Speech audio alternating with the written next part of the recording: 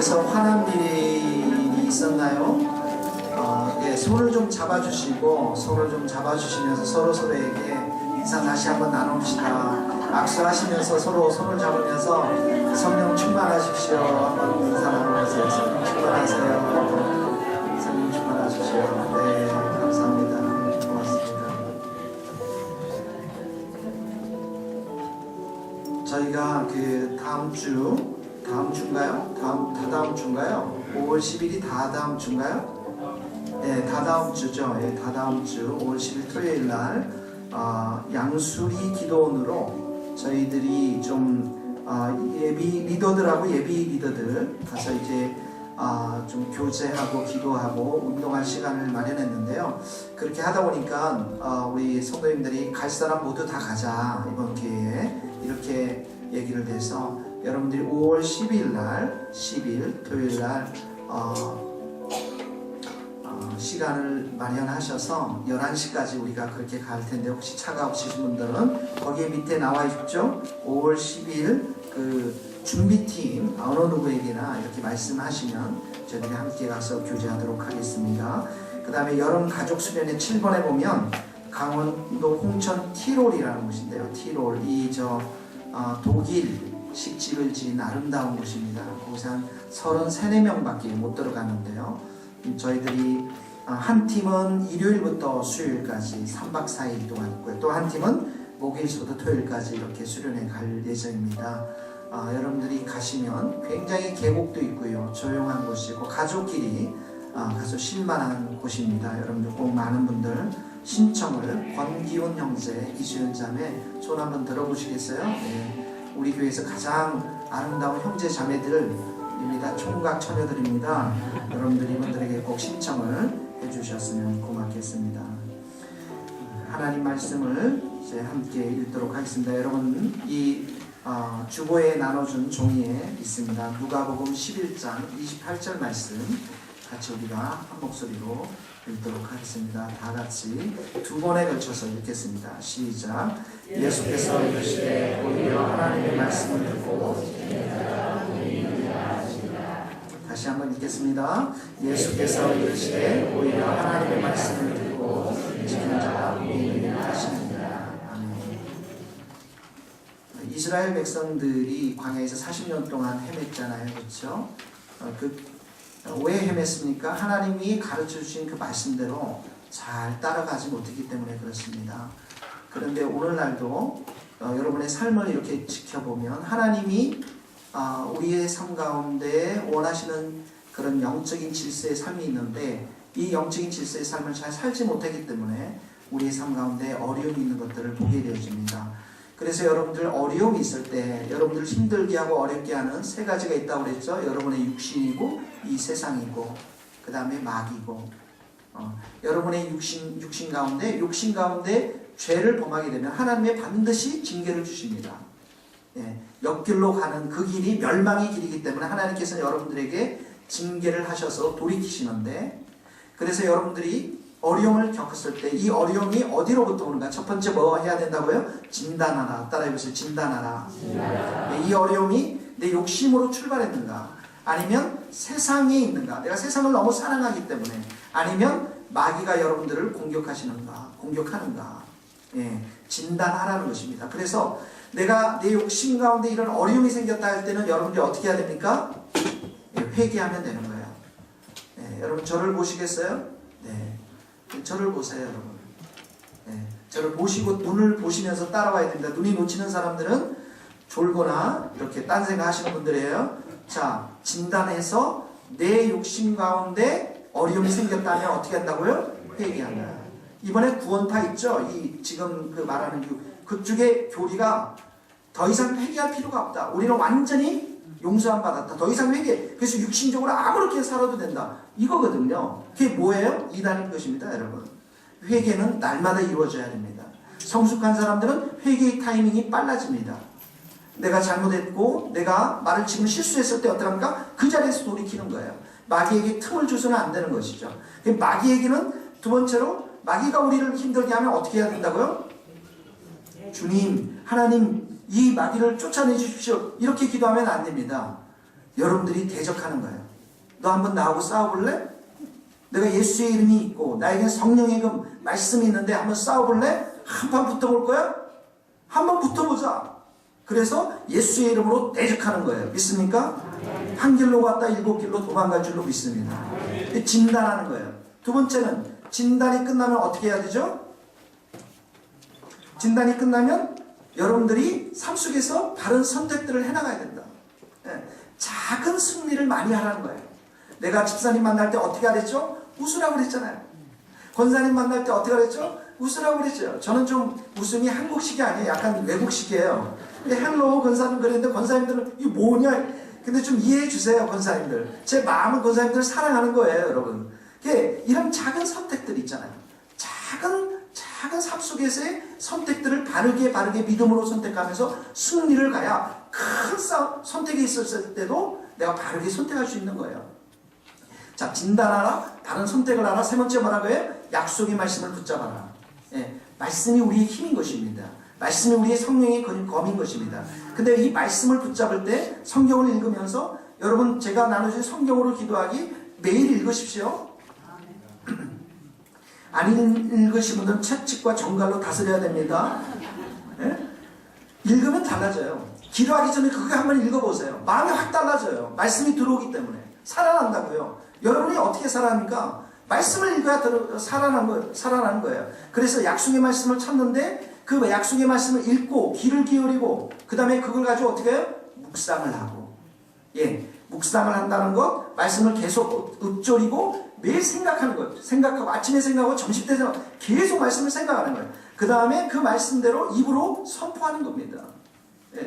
그리고 나서 입으로 선포하고 오늘 여러분들에게 나누고 싶은 게 뭐냐면 그 말씀에 순종하는 거예요.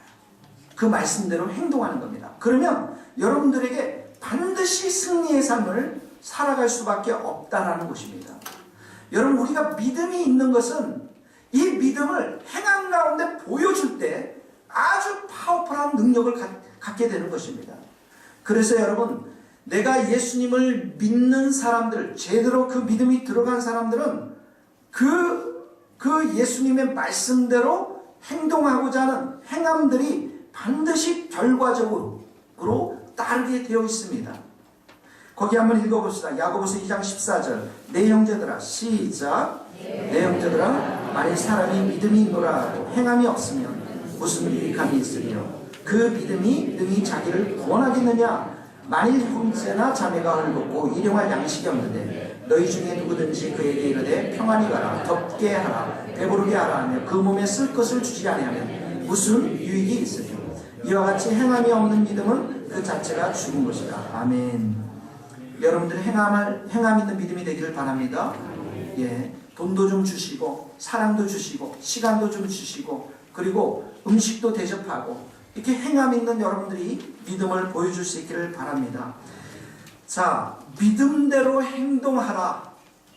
살아있고 역동적으로 행동하고 열매를 맺는 그 믿음 가운데 하나님께서는 역사하시고 축복해 주시는 것입니다. 여러분 아브라함이 100세 때 그 아이를 낳지 않습니까? 자, 그런데 100세 때 그 아이를 약속을 75세 때 주잖아요. 75세 때 줍니다. 맞나요? 맞을 것 같아요. 75세 때 약속의 말씀을 주었습니다. 이전부터 줬네요. 근데 75세 때 나타나서 이스마엘이 아니라 이삭을 주겠다고 하나님께서 말씀을 하시죠.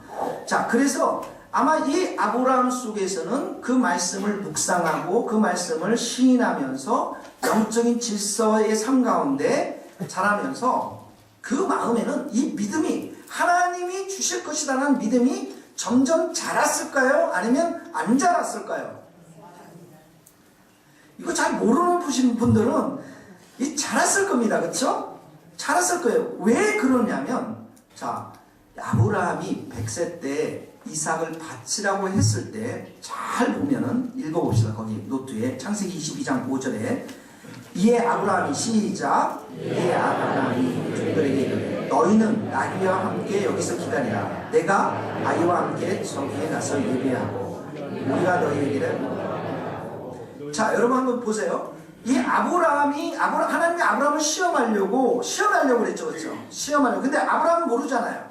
이 이삭을 모리아산에서 바치라고 했는데, 아브라함이 창세기 22장 3절에 보면 아브라함이 그것 때문에 열병이 나고 하루 이틀 막 고민하고 일주일 동안 이거 어떻게 된 거야? 언제는 내 씨앗을 가지고 온 족속으로 온 만민이 축복을 받는다고 하는데, 이 씨앗 이삭을 바치라고 또 하다니 이렇게 갈등하고 엎치락치락 하지 않고, 창세기 22장 3절에 보면 그 명령을 받자마자 아브라함이 아침 일찍 일어났습니다. 그리고 아침 일찍 일어나서, 그리고 나서 어떻게 합니까? 이 이삭을 데리고 모리아산으로 3일 동안 가는 거예요. 그리고 나서 여기 보세요. 창세기 22장 5절 우리가 읽었죠?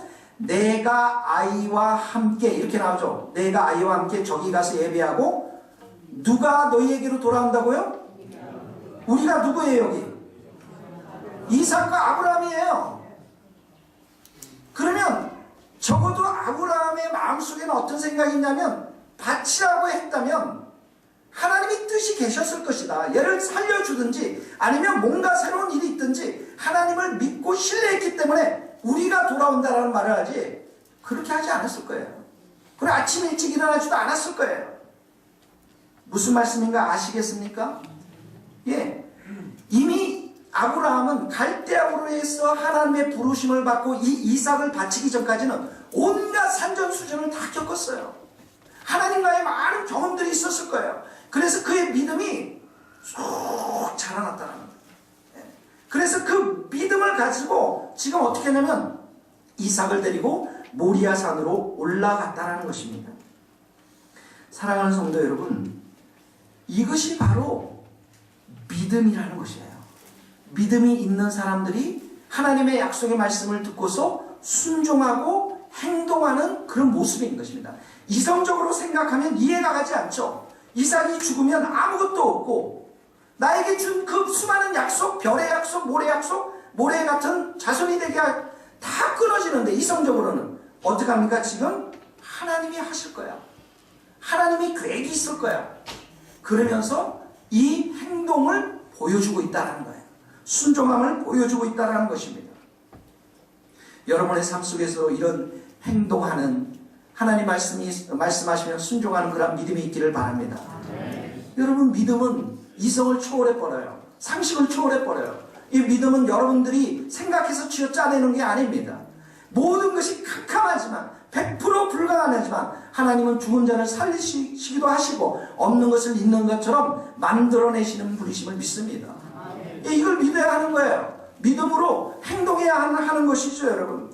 거기 한번 읽어봅시다. 신명기 5장 33절 같이 읽겠습니다. 너희 하나님, 시작.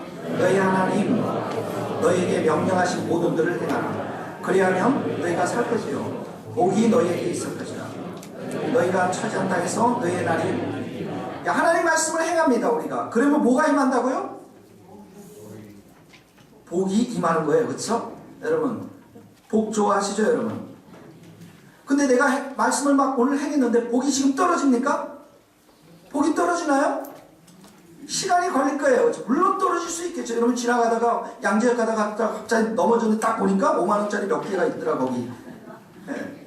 그런데 믿음이라는 것은 뭐냐면, 내가 당장 백화점에 가서 새 옷을 살 돈은 없지만 여러분들이 입는 옷을 깨끗하게 빨고서, 나는 정말 복받은 자구나, 나는 정말 내가 스스로 여러분들 생각하기에 나는 복받은 사람이야, 그렇게 복받은 사람으로 생각하고 복받은 사람으로 말하고 복받은 사람처럼 행동하라는 거예요.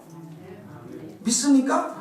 하나님이 여러분들이 그렇게 복을 주셔서, 정말 그 복은 어떤 복이 될지 모르는데 사랑이 풍성한 복이 될 수 있고, 뭐 물질의 복이 될 수 있고, 어떤 복이 될 수 있지만 그 복들을 여러분들이 이미 받은 걸로 생각하고 만나는 사람들을 축복하고, 만나는 사람들을 밥을 사주고, 만나는 사람들을 격려하고, 그렇게 하면 하나님이 복받은 사람들로 만들어 주신다는 거예요. 믿습니까? 우리가 지금 그 말씀이 이루어진 것을 믿고 행동하라는 거예요. 그렇다고 여러분 복 있는 사람처럼 막 보이기 위해서 신용카드를 마구 마구 막 쓰고 막 그런 뜻이 아닙니다. 여러분 그렇게 하시면 비듬이 오를 거예요. 그러나 여러분의 마음가짐, 여러분의 삶에 대한 이런 관점들, 이걸 여러분들이 바꿔야 한다는 거예요. 하나님의 약속을 굳게 붙잡았으면 그게 지금 당장 안 이루어진다 할지라도, 보이는 게 없다 할지라도 반드시 앞으로 이루어질 것이라고 믿고 내 삶 속에서 오늘 행동하라는 것입니다. 그러면 반드시 하나님께서 그렇게 만들어주고 하는 게 이게 믿음이에요, 여러분. 거기 한번 읽어봅시다. 베드로전서 5장 6절. 그러므로 시작.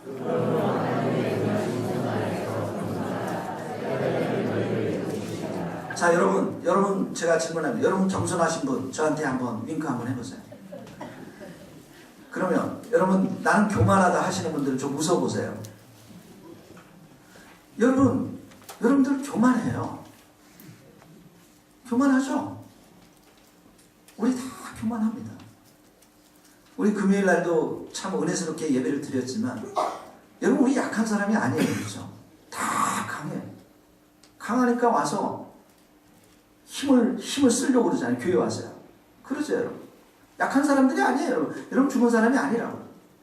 그런데 어떡합니까? 이 말씀에 근거하면 나는 하나님 앞에 겸손한 사람이다. 선포하는 거예요. 무슨 말씀인가 아시겠죠? 내가 지금 교만한 거 알아요. 뭐 누가 나 교만했다는 거 다 알고 있어요. 어떤 사람들이 얘기했다는 거 다 알고 있어요. 그런데 그게 관계없이 내가 그렇게 믿음으로 선포하는 거예요. 나는 겸손한 사람이다. 나는 겸손한 생각을 할 것이다. 나는 겸손한 말을 할 것이다. 나는 겸손하게 행동할 것이다. 나는 겸손하게 모든 사람을 축복할 것이다. 그렇게 하면 그 겸손의 말씀, 이 말씀들, 겸손하라 때가 되면 너희를 높이시라고 하는 이 말씀을 붙잡고 내가 선포하고 그렇게 살면은 하나님이 여러분들을 반드시 높이 세울 때가 있는 줄 믿습니다. 그래서 믿음이 내 삶을 끌고 가는 거예요. 아셨죠, 여러분? 사람들을 조롱할 것입니다. 비웃을 것입니다. 그런데 그게 중요한 게 아니고 내 뒤에 계신 하나님을 믿음의 눈으로 바라보면서 여러분들이 현재적 삶 속에 있는 갇혀있는 많은 생각들의 틀을 깨버려야 돼요. 그러니까 깨지 않으니까 늘 신경질 내고, 깨지 않으니까 늘 다른 사람 비방하고, 깨지 않으니까 늘 그냥 어렵게 살고, 그러지 말라라는 거예요. 믿습니까, 여러분? 예수님께서 이미 십자가 위에서 우리에게 모든 것을 다 주셨어요. 그래서 이제는 그걸 내가 믿음으로 믿고 나는 겸손한 사람이 될 거야. 나는 온유한 사람이 될 거야. 나는 믿음의 사람이 될 거야. 나는 신실한 사람이 될 거야. 그러면 하나님께서 그런 사람들로 여러분들을 만들어 가줄 줄 믿습니다. 그러니까 여러분 이미 받았다고 내가 믿고 행동을 취하는 것, 순종하는 것, 이것이 우리의 삶 가운데 너무너무 중요하다는 것입니다. 저는 우리 교회 믿음의 눈으로 봅니다. 말씀의 집이 될 것입니다. 찬양의 집이 될 것입니다. 기도의 집이 될 것입니다. 여러분 한 사람 한 사람들이 삶이 바뀔 것입니다. 믿습니까? 여러분 우리 성가대 보세요. 성가대 얼마나 벌써 외모부터 달랐잖아요. 그렇죠? 대충 그냥 입고 와서 막 할 때보다 막 머리 이상하게 할 때보다 자고 일어나가지고 근데 벌써 다르잖아요. 그렇죠? 다르죠? 믿습니까? 이분들이 기도하고 이분들이 타바나클 교회의 그 은혜 받은 찬양대처럼 우리도 그렇게 하기 위해서 기도하고 찬양하고 연습하고 그런 믿음의 눈으로 보기 때문에 이 사람들도 변화되고 그리고 앞으로 5년 후 10년 후에 성가대에 들어가기 힘들어요. 지금은 개척이니까 여러분들 그냥 받아주고 그러죠? 그때는 못 들어갑니다. 여러분. 우리 서성가사님 우리 윤목사님이 그런 놀라운 찬양팀을 만들어갈 줄로 저는 믿습니다. 이게 믿음의 눈인 거예요. 여러분. 그 믿음이 우리의 성가대를 그렇게 만들어간다고. 거기 한번 읽어봅시다. 누가복음 5장 20절 같이 읽겠습니다. 시작.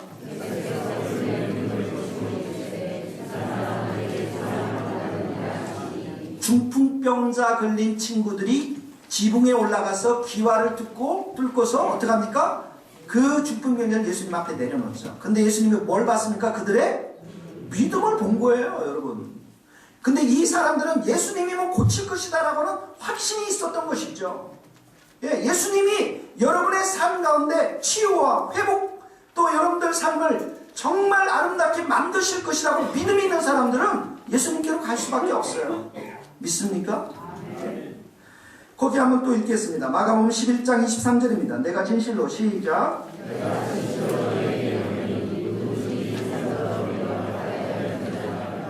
그 말하는 것이 이루어진 줄이고 마음에 의심하지 아니하면 그대로 되리라. 그러므로 내가 너희에게 말하노니 무엇이든지 기도하고 구하는 것은 받은 줄로 믿어라. 그리하면 너희에게. 여기 보세요. 믿음과 기도가 먼저예요. 아셨죠? 이미 그것을 받은 줄로 뭐 하라고요? 믿어라. 여러분, 믿음의 세계라는 것은 보이지는 않지만 여전히 실제하고 계시는 하나님을 믿는 믿음인 것입니다. 여러분, 보이는 세계는 물질의 세계예요. 여러분 옆에 분들 보세요. 여러분들 옆에 분들 잘 생기셨나요? 아름답게 생기셨어요? 다 보이죠, 여러분? 다 보입니다. 예. 우리 권사님들이 제일 그냥 반응이 좋으시네요. 근데 보이지 않는 세계는 영적인 세계입니다. 그러니까 우리는 이 영적인 세계를 믿음의 눈으로 바라보면서 이미 이루어진 것으로 믿음으로 받고 행동하면 우리가 보이는 세계, 이 물질의 세계에도 그게 나타난다는 거예요. 이게 믿음이에요, 여러분. 그러니까 영적인 세계가 더 먼저예요, 우리가. 이게 믿음으로 들어와야 돼요. 그러면 보이는 세계가 바뀌는 거예요. 자, 여러분들 경제적으로 어려우신 분들, 내가 참 먹고 살기도 힘들고 어려워요. 제가 얘기 그런 게 아니고 여러분 오해하지 마세요. 우리가 어려운 분들이 있을 거예요, 경제적으로. 그러면 빌립보서 4장 9절 말씀을 내가 붙잡았어요. 나의 하나님이 모든 쓸 것을 채우시리라. 네. 모든 쓸 것을 채우시리라. 그리고 기도합니다. 이 말씀을 묵상합니다. 내 것으로 받아들입니다. 그리고 영적인 세계 속에서 내가 이 믿음으로 이 말씀을 붙잡고 이 보이는 세계 속에서 내가 생각하고 말하고 행동하는 것이에요. 여러분, 육신적인 삶이라는 것은 재정이 채워진 것처럼 행동하기 전에 먼저 눈으로 보기를 원하는 것이죠. 그러니까 여러분 통장 안에 어떡합니까? 은행 계좌 안에 하나님께서 수천만 원의 돈을 딱 넣어줘야만 하나님이 살아계시는구나. 이게 보이는 세계, 육신의 세계에서 확인하기를 원하지만은 그러나 하나님은 그렇게 역사하지 않습니다. 거기 중요한 말씀이 있어요. 고린도후서 5장 7절 한번 두 번씩이나 천천히 한번 읽어봅시다. 이는 우리가 시작.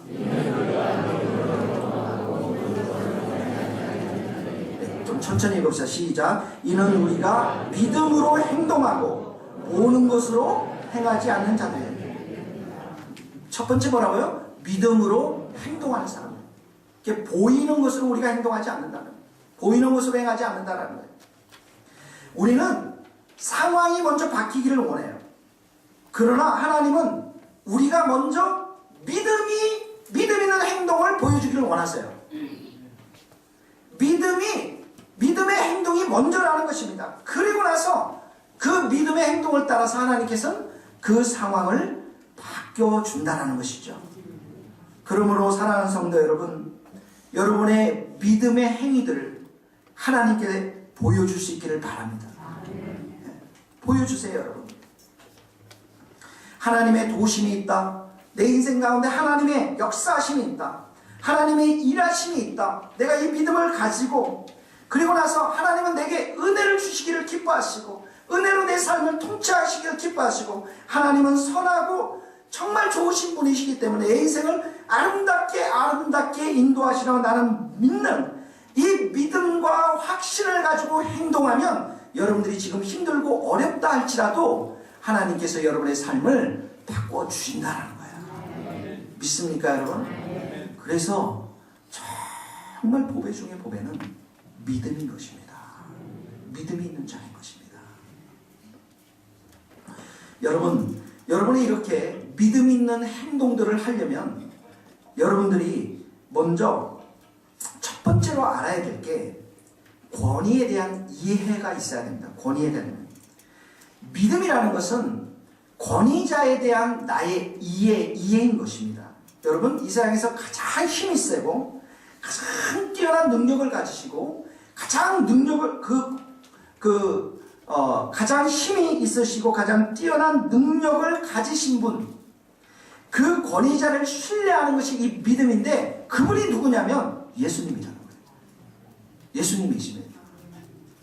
그래서 어느 날 백부장이 예수님에게 찾아왔습니다.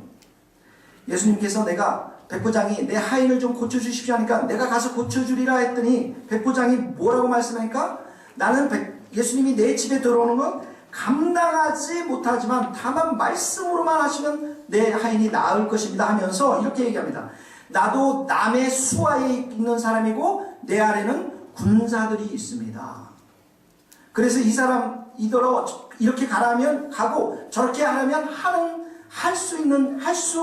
하는 것을 제가 이해하고 있습니다. 이 백부장은 권위의 체계를 알고 있어요. 이 백부장이라는 것은 자기 밑에 부하가 100명이 있는 사람들, 그리고 그 이외에는 자기보다 높은 사령관이 있는 사람이거든요. 그러니까 자기가 그 부하들에게 명령하면 부하들은 순종을 하게끔 되어 있고, 그리고 자기도 그 높은 사령관의 말을 따라서 순종할 수밖에 없는 자라는 것이죠. 그러니까 이 보이는 군대 체계, 이 권위의 체계 아래 있는 것처럼 나도 이 백부장이 보이지 않는 영적인 세계 속에서 예수님이 왕이시고 예수님이 대장이시기 때문에 가실 필요 없고 말씀 하나로는 그 하인이 나을 수 있다라고 하는 믿음의 고백일 것입니다. 그러니까 여러분의 인생 가운데 최고의 권위자가 누구인가?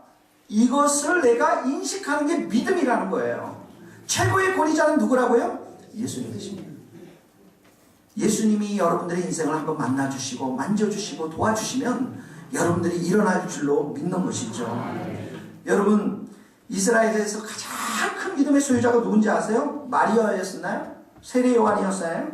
12 제자들이었나요? 아닙니다. 이 백부장이었습니다. 이스라엘 중에 내가 믿음을 찾아보려고 했지만 이렇게 큰 믿음을 가진 자 내가 발견하지 못했다고 예수님이 말씀하시는 거예요. 사랑하는 성도 여러분, 여러분의 인생에 키를 쥐고 계시는 분은 예수님이십니다. 여러분이 가정이 회복되는 것, 신앙이 회복되는 것, 질병으로부터 치유되는 것, 일터가 회복되는 것, 그 키를 쥐고 있는 분이 누구예요? 예수님이십니다. 그래서 여러분은 삶의 4가지 영역 속에서 정말 예수님을 나의 권위자로 섬기면서 여러분들이 예배 드려야 되는 것입니다. 첫 번째 어디입니까? 여러분의 마음입니다. 여러분의 마음이 예수님을 경배해야 돼요. 예수님의 왕으로서 찬양과 경배를 드려야 됩니다. 이 마음이 예배하는 마음이 되어야 됩니다. 두 번째 어디입니까? 여러분의 가정입니다. 여러분의 가정이 예배하는 가정으로 세워져야 돼요. 예수님이 통치하시고 예수님이 다스리시고 예수님이 은혜를 베푸시는 그 가정이 여러분들 가운데 있어야 된다는 거예요. 그 다음에 세 번째는 어떻게 합니까? 여러분의 일터입니다.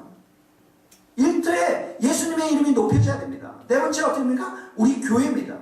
교회의 왕은 누구 되십니까? 예수님이십니다. 그래서 이 4가지 영역 속에서 여러분들이 예수님을 최고의 권위자로 모시면서 경배하고 찬양하고 예배드릴 때 하나님께서는 여러분들 가운데 인생 가운데 역사해 주시는 것입니다. 여러분, 가나의 혼인잔치 때 포도주가 다 떨어졌잖아요. 그때 어머니가 하인들에게 뭐라고 말씀하십니까? 너희에게 무슨 말씀을 하든지 그대로 하라.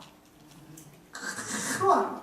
그러니까 어떻게 합니까? 항아리에 예수님께서 물을 채웠어요. 이제는 떠서 갖다 주어라. 갖다 주었어요. 그랬더니 그 포도주가 뭡니까? 가장 좋은 최상급의 좋은 포도였잖아요.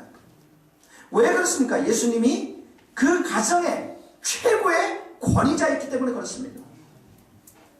여러분의 일터의 권위자는 예수님이십니다. 여러분의 가정의 최고의 권위자는 예수님이십니다. 그 예수님을 여러분 정말 경배하면서 순종할 때 여러분의 삶 속에서 놀라운 하나님의 역사하심을 경험할 수 있는 줄 믿습니다. 여러분, 두 번째로 우리 순종할 때 이렇게 순종이, 첫 번째는 최고의 권위자인 예수님을 여러분이 인식해야 되고, 두 번째는 뭐냐면 부분적인 순종이 아니라 온전한 순종을 해야 됩니다. 일부만 골라서 내가 취향에 맞는, 내 입에 맞는 순종이 아니라 온전한 순종을 드려야 되고요. 그리고 끝까지 중간에 내려놓지 말고 끝까지 순종을 해야 됩니다. 여러분, 우리가 순종을 할 때 대부분의 사람들의 생각은 왜 하나님 꼭 이렇게 해야만 합니까? 이런 질문을 합니다. 왜 내 식대로 하나님 나에게 말씀해 주지 않습니까? 여러분 나아만 장군이 요단강에 그 병을 고치기 위해서 엘리야에게 가지 않습니까? 엘리사에게 가지 않습니까? 엘리사에게 갔는데 엘리사가 뭐라고 했죠? 나오지도 않고 요단강에 가서 네가 7번 몸을 씻으라 이렇게 얘기하지 않습니까? 그러니까 이 나아만이 화가 나지 않습니까? 내가 생각하기에는 저가 엘리사가 좀 나와서 나를 위해서 기도도 해주고 뭔가 의식을 해주기를 했는데 아무것도 안 하고 얼굴도 보지 않고 저 더러운 요단강에 가서 7번 씻으라고? 그러니까 우리는 하나님께서 우리에게 말씀하시면 늘 생각하는 게 이게 나하고 좀 맞지 않기 때문에 순종하기가 꺼려지는 거예요. 내가 순종하면 모든 것이 깨끗하게 되는데 순종하지 않는 거예요. 그러다가 한 5번, 어떤 사람들은 3, 4번 목욕하다가 요동강에 들어갔다가 안 되네 그러고 또 나오는 사람도 있어요. 또 어떤 사람들은 내식하고 전혀 맞지 않는데 전혀 요단강에 들어가지 않는 사람도 있고요. 중요한 건 무엇입니까? 하나님의 말씀을 순종하려면 전적으로 온전하게 순종하라는 거예요. 믿습니까 여러분? 사울이 그 전쟁터에서 모두를 죽이라고 했잖아요. 하나님께서 모두를 죽였는데 뭘 남겨뒀습니까? 좋은 양을 남겨뒀잖아요. 근데 왜 양을 남겨뒀습니까? 내가 이 양을 가지고 하나님께 제사를 드려야지. 그런데 하나님이 기뻐하지 않았어요. 99%의 순종을 하나님이 기뻐하지 않았어요. 결국은 사울은 하나님으로부터 버림받지 않습니까? 하나님은 100% 우리의 마음이 전심으로 담아서 하나님이 말씀하시는 거라면 내가 전적으로 순종하는 것들을 하나님은 보시기를 원하신다는 것입니다. 여러분 이 아브라함을 생각해 보세요. 3일 동안 이삭을 데리고 모리아산으로 걸어갑니다. 그 마음속에 어떤 생각들이 있었을까요 여러분? 이 이삭은 자신의 귀한 아들입니다. 100살에 낳은 귀한 아들입니다. 그리고 자신의 삶을 상속할, 가정을 상속할 상속자입니다. 우리 가정의 아브라함의 희망이었습니다. 그렇죠? 그리고 이 이삭을 숨기는 것은 하나님으로부터 자기가 받은 오래전부터 받은 하나님의 약속의 말씀, 열국으로부터 아비가 되게 하겠다라고 하는 이 약속을 내가 포기하는 것입니다. 그런데 아브라함은 이 순종을 더 크게 여겼다는 거예요. 하나님의 약속의 이 말씀보다도 이 순종을, 하나님께 지금 말씀하시는 이 순종을 더 크게 여겼다는 것입니다. 사랑하는 성도 여러분, 그래서 이 순종하는 자들에게는 하나님께서 반드시 열매와 상급을 주시는 것입니다. 이 이삭을 바치고 나서 하나님께서 약속해 주시죠. 무슨 약속은? 내게 큰 복을 줄 텐데 내 씨가 내 씨로 인해서 너 천하 만민이 복을 얻을 것이다. 그래서 그 복을 여러분들이 받았습니다. 여러분들은 아브라함의 자손입니다. 아브라함의 축복을 받았습니까? 아브라함의 축복이 뭡니까? 하나님의 자녀가 되는 것입니다. 하나님의 자녀가 되는 것입니다. 하나님의 자녀로서의 축복은 말할 수 없는 것들이죠, 여러분. 그리고 또 뭘 약속을 주셨습니까? 내 씨가 대적의 문을 취할 것이다. 대적의 문이 뭐냐? 지옥의 문, 사단 멸하겠다라는 거예요. 이 놀라운 말씀을 주신다. 그래서 예수님이 이 땅에 오셨을 때 뭐라고 말씀합니까? 음부의 권세가, 내가 교회를 세울 텐데 음부의 권세가 이기지 못할 것이다. 여러분은 승리하십니다. 이 교회는 승리할 수밖에 없습니다.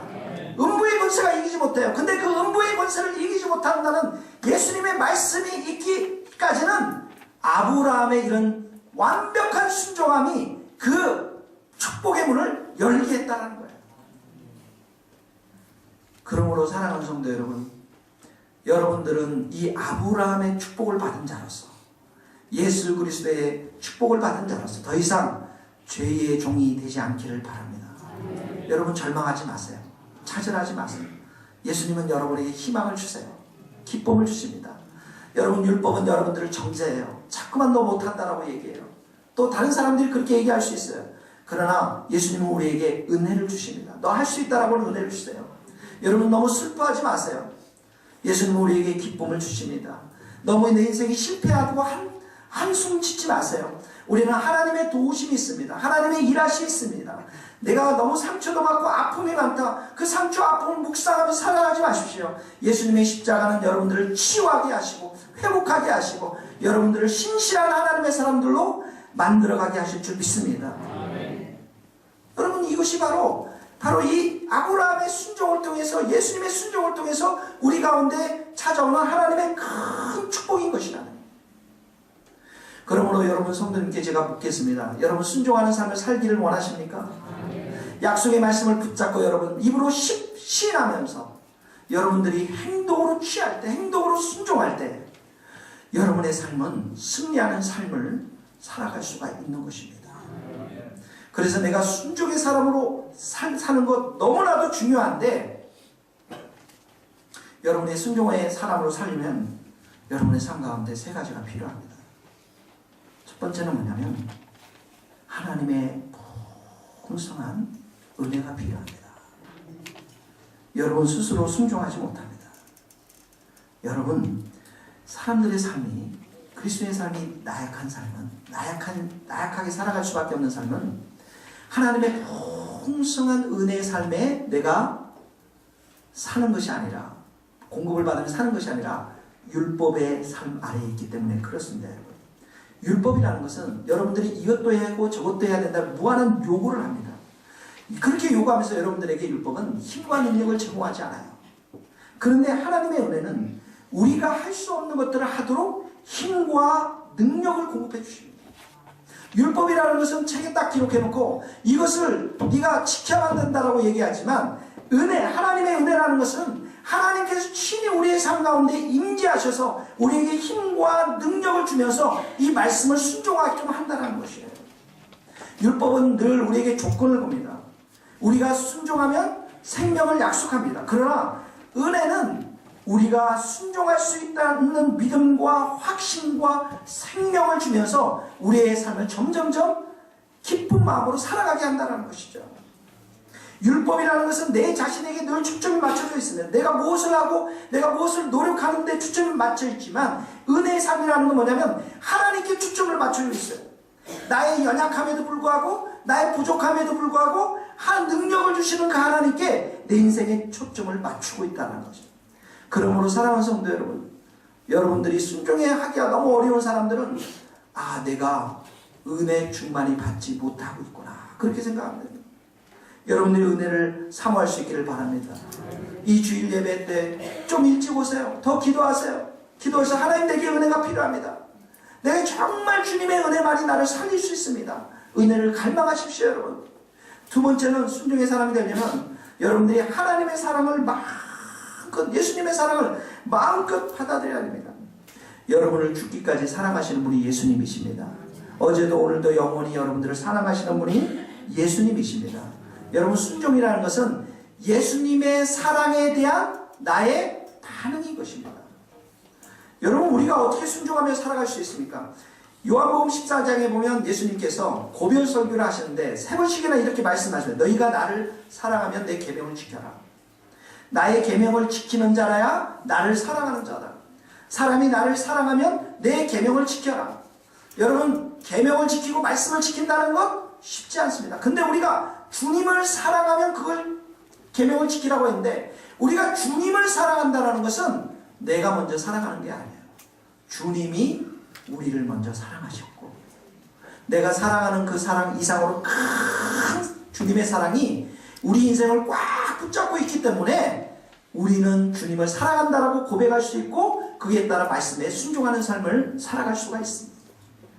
사랑하는 성도 여러분, 예수님이 여러분을 사랑하십니다. 믿습니까? 정말 사랑하세요. 여러분의 말할 수 없는 고통, 눈물, 기도 제목, 그 모든 것들 속에서 예수님은 여러분들을 진심으로 사랑하며 큰 사랑으로 한 번도 여러분들을 배반하지 않고 배신하지 않고 날마다 사랑하는 줄 믿습니다.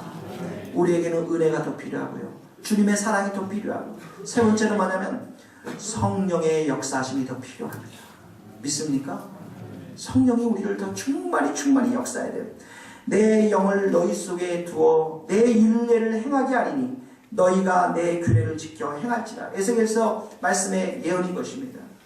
성령이 우리 가운데 충만히 임할 때만 우리가 주님의 말씀대로 순종하며 살아갈 수 있다는 거예요. 사랑하는 성도 여러분, 우리가 말씀을 듣고 묵상하고 그 말씀을 시인하고 선포하고 그 말씀대로 순종해 갈 때 우리의 삶은 반드시 승리하는 삶을 살게 될 텐데, 이 행동하며 순종하게 하기 위해서는 하나님의 큰 은혜가 필요하고요, 그리고 예수님의 큰 사랑이 필요하고요, 성령의 불같은 능력이 우리의 삶 가운데 충만히 임할 때만 우리는 순종의 삶을 살아가며 승리하게 될 줄로 믿습니다. 같이 이 시간에 찬양을 드리며 기도하는 시간 갖도록 하겠습니다. 368장 1절과 4절 5절 368장 1절 4절 5절 같이 찬양하겠습니다.